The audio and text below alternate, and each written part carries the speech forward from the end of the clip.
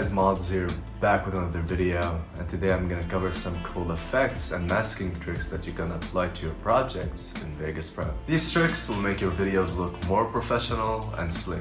Now without further delay, let's hop into Vegas and break everything down. So we're here in Vegas now and I've got my project over here, but before we do anything, I want to show you what masking is all about. Masking is basically covering certain parts of your clip to either completely hide it or overlay another video clip below it, as you can see here. Now we have to ask ourselves a question: how can we use this in our project? To utilize this in my project, as you can see here, I have a sniper scope.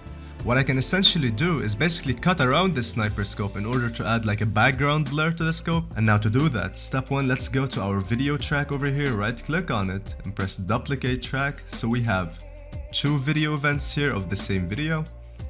Now we have to find the exact moment that I opened the scope. So using my arrow keys to move either to the right or to the left, I can exactly see where my scope is completely open, which is over here.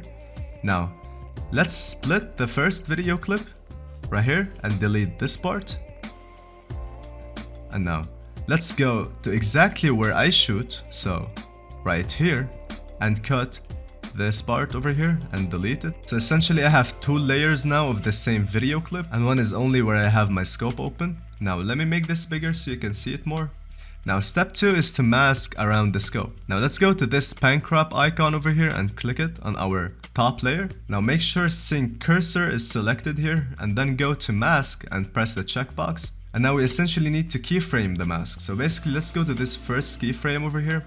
And as you can see at the top left here in tools, you have rectangle or squares, you have oval or circle masks. Now for my scope, it's a circle shape, but let me show you what you can do. Let's say you have a square that you want to mask.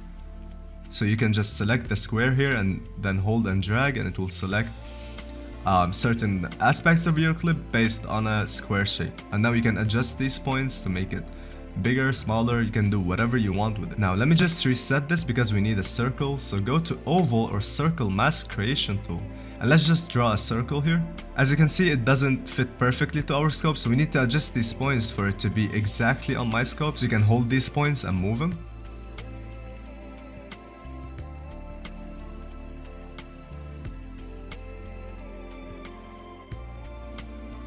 Perfect, now it's the perfect shape for my scope. Now let's go to the end keyframe right here. Now because certain elements of the clip changes and everything moves, we need to readjust these points at certain frames. So let's go back and readjust them. There we go. And to get everything perfect, we can go ahead and go back to our first keyframe. And then using our arrow keys, we can move around the clip, see if everything is perfectly in place. As you can see right here on this keyframe, it's like slightly off-centered. So let's go back and fix this point. There we go. Now moving to the end of our clip, we can see that everything is in frame. Now depending on your clip, you might have to adjust this more. And now to see what we did here in our preview window, let's go ahead and mute the bottom track now. And as you can see, only the parts of the video inside our mask circle here appear. But as you notice, there's a bit of the outside of the scope showing here, so we can go back to our point here and readjust this. As you can see, it changes in the preview window. There we go. Now we can go back to certain elements of the clip and fix everything that can be fixed here. But for this certain clip, I want to mask the inside of the circle instead of the outside. It will all make sense once we add the blur to the background. So to easily invert it, we can go to every individual point we added here. Let's go to this first point over here, expand path here, and switch mode from positive to negative. As you can see here, it flipped the overall mask. So inside the circle is now masked, but the outside is not. So let's do that for every point here.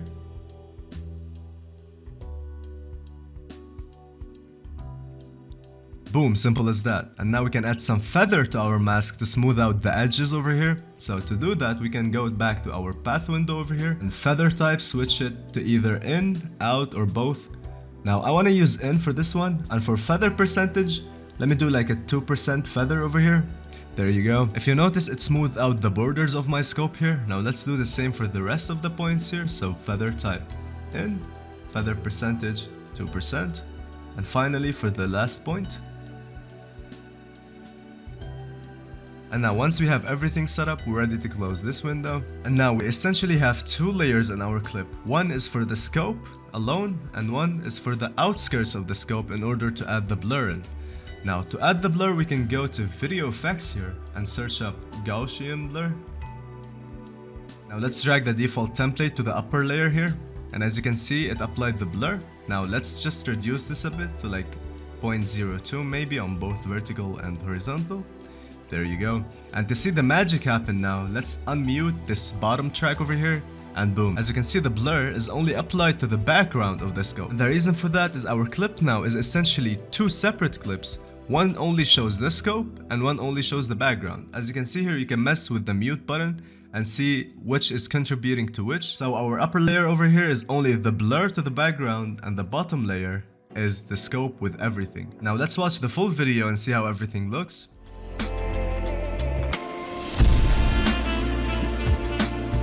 Absolutely perfect, but I'd like to add a smooth fade to my blur, because as you can see here, if we go a frame before the actual blur, it's an instant. So to add a fade, we can just add a fade to the whole clip, and as you can see here, it smoothly transitions to the blur. Let's watch it again and see how it looks now. So now there's a small delay with a smooth transition to when my blur appears. And now we can add another transition at the end here in order to fade out the blur. Now quickly keyframing some pan crop to zoom in when I open the scope, we finally get this.